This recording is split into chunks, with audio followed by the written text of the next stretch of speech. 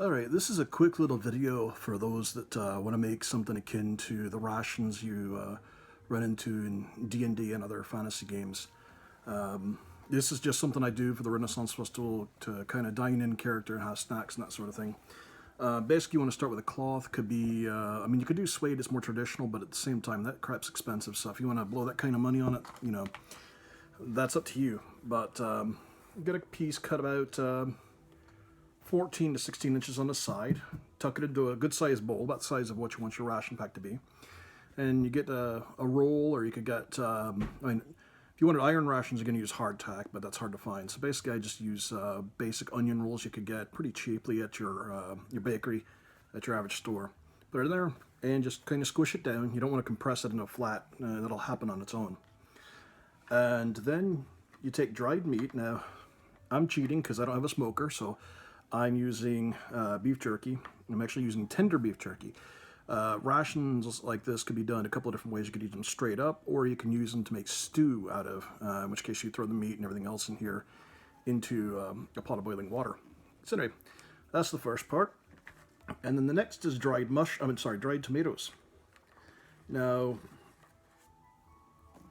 again, this is for a fantasy ration. I mean, you can debate the historical accuracy of medieval Europe having dried tomatoes in their rations. That's not my thing. Like I said, this is for fun. And then from there, every halfling's favorite, dried mushrooms. And you toss these little guys in there too. Now, these are, you don't want to leave them in here for too long, because even though they're dried, they can still go a little wonky after a few days. So I put this together just before you're going to be using them at a LARP event, or going out to a Renaissance Festival, whatever.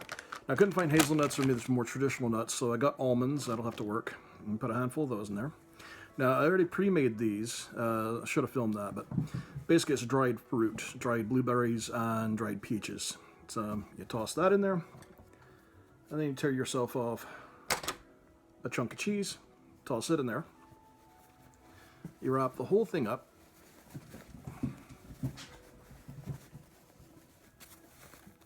Tighten it up. You're going to squish it down a bit, because remember, you need to fit a lot of these things in a pack if you're going to be packing for several days. If you want to fit it into a belt pouch, I've actually made a smaller version that I'll show in just a second that's designed to fit into a larger box belt pouch. Anyway, you take your thong, hold up part of it, and then wrap under each consecutive run around like that.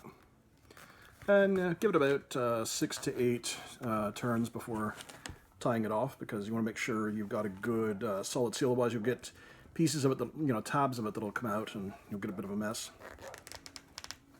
And then tie it off.